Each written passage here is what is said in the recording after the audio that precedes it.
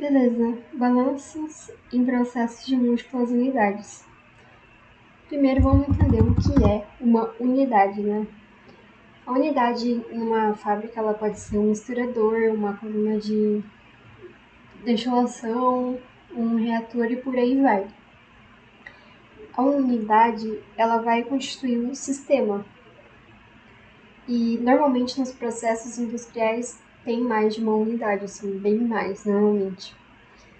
Por exemplo, para aquecimento, para separação de produto, para misturar os reagentes, para separar os reagentes não consumidos, por exemplo, se for alguma coisa que vá poluir o meio ambiente. Agora, quanto ao sistema.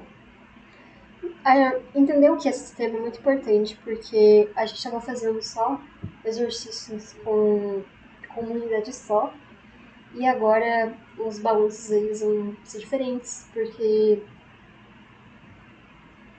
o entendimento de sistemas ele é muito importante em balanços de múltiplas unidades. Beleza. O sistema ele vai ser qualquer parte do processo que pode ser incluído em uma fronteira. Pode ser o processo inteiro, pode ser a combinação de só algumas unidades do processo, pode ser só uma unidade do processo. E as entradas e saídas desse sistema vão ser as correntes do processo que cortam as fronteiras do sistema. Aqui, por exemplo, a gente tem um fluxograma para um processo de duas unidades, essa unidade 1 e a unidade 2. Beleza, aqui a gente tem um limite, outro limite, outro limite, outro limite e outro limite. 5 limites nesse nosso fluxograma. E todos eles estão em torno de seções. Então, eles estão em torno da unidade 1, da unidade 2, da transição entre a unidade 2, entre a unidade 1 e a 2.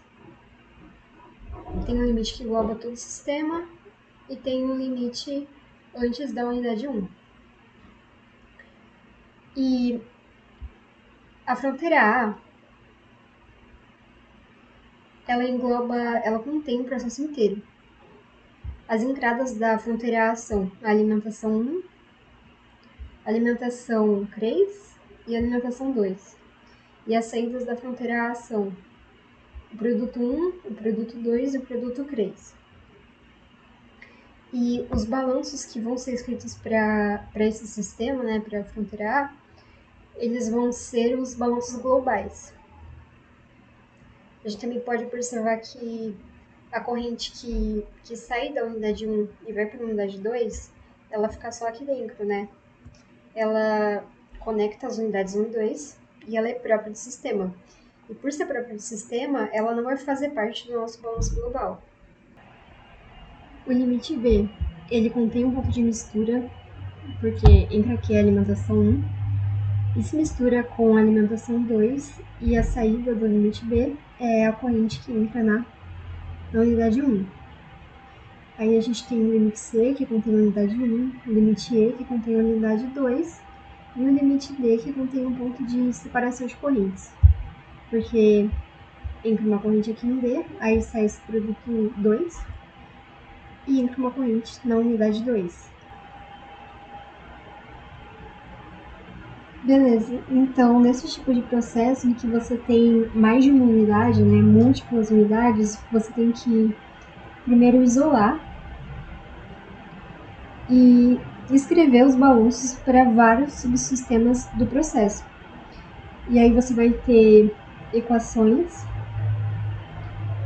para resolver as incógnitas.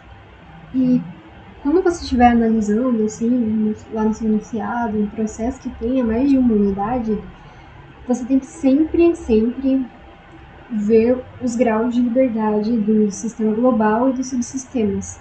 Então você não vai começar ali a escrever, resolver equação. Cara, você só vai perder tempo. Primeiro você tem que verificar se ele tem 0 grau de liberdade, aquele sistema, aquele subsistema, né? Ou o sistema global. Vamos olhar agora para um exemplo.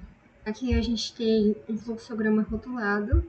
Ele tem 2 unidades essa e essa.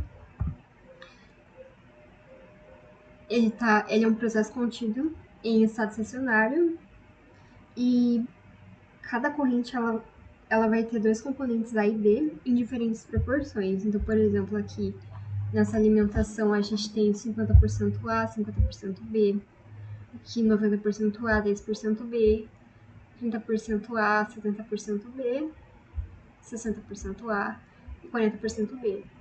Cada corrente aqui vai ter uma vazão diferente, então aqui é de 100 km por hora, 40 km por hora, 30 km por hora e 30 km por hora também.